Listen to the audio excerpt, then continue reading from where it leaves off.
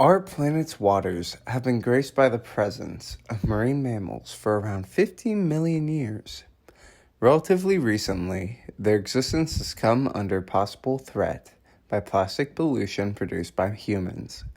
The current estimate for the amount of plastic pollution within our waters is placed at approximately 15 to 51 trillion pieces of plastic, which may lead to negative effects on their digestive system, marine mammals choking on them, or even tangle the creature, causing them to drown.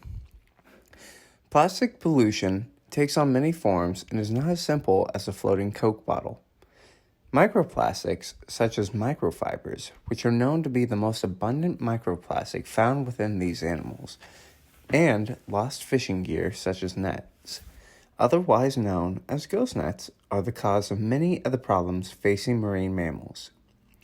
Microplastics are produced by plastics breaking down via the photodegradative effect induced by UV light. These microplastics are often ingested by marine mammals and will build up in quantity within their stomach. These plastics can enter their digestive system, making it so food cannot reach the stomach, thereby causing starvation.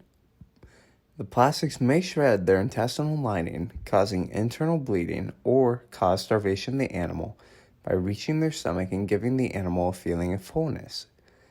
Lost fishing gear in the form of ghost nets are also of grave concern to the well-being of marine mammals. These ghost nets can prevent the animal from hunting effectively, induce wounds leading to infection, and are known to often drown the animal. One especially harmful side effect of ghost nets is that ghost fishing, which is a term for an animal getting trapped in one of these ghost nets, may lead to the extinction of the North Atlantic right whale, a species currently totaling approximately 450 in number, which has been observed to fall prey to ghost fishing. I believe it is important to discuss the effects which plastic pollution has on different marine mammals.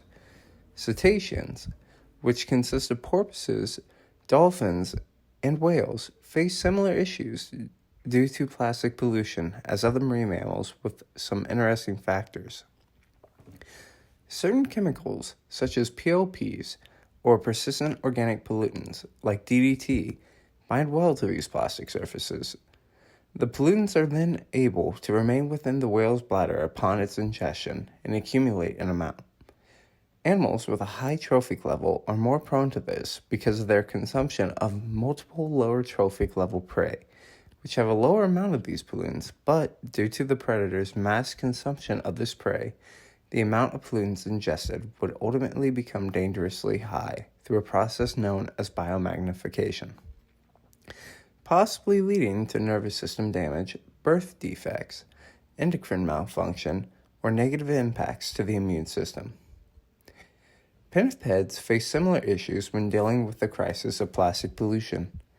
It is commonplace for gray seals, an apex predator within their ecosystem, to consume large amounts of microplastics. This is due to microplastics being found throughout their trophic levels and resulting in a large amount of microplastics being consumed by those at the top of the food chain. Interestingly, the buildup of microplastics within the gray seal is not the issue at hand. The digestive system of the seal is successfully able to excrete the plastic pollution with minimal immediate harm to the animal. But the toxic chemicals found on the pollutants remain, resulting in the bioaccumulation of toxins within the animal, resulting in the same issues given earlier surrounding the toxins found on microplastics. Obviously, the effects throughout marine mammals caused by microplastics are terrible, and action must be taken to not only prevent the suffering of these animals, but also to prevent the loss of incredible species such as the North Atlantic right whale. If plastic pollution continues at this rate, we are putting at risk the biodiversity of our waters, which could have severe impacts on our ecosystems. So, what is being done to either prevent the further increase of plastic waste and to decrease the amount of plastic pollution within our waters? Many responsible individuals have decided enough is enough and have begun campaigns across the world to fight plastic pollution, such as Boyan Salat, who created an organization named the Ocean Cleanup, whose mission is to clean up 90% of plastic pollution within our oceans and claims it will get rid of 80% of it by 2025. Their latest creation, the Interceptor, is an autonomous, environmentally friendly, and 100% solar-powered system that is used to prevent the flow of plastics into our oceans by, as its name would suggest, intercepting it in the rivers. It utilizes the normal river flow to direct the plastics into it and is designed to where it only needs to span part of the river to properly function. Thus, its enactment would not change the day-to-day life of those on or within the river. It is not just a collection of simple individuals attempting to accomplish this goal either.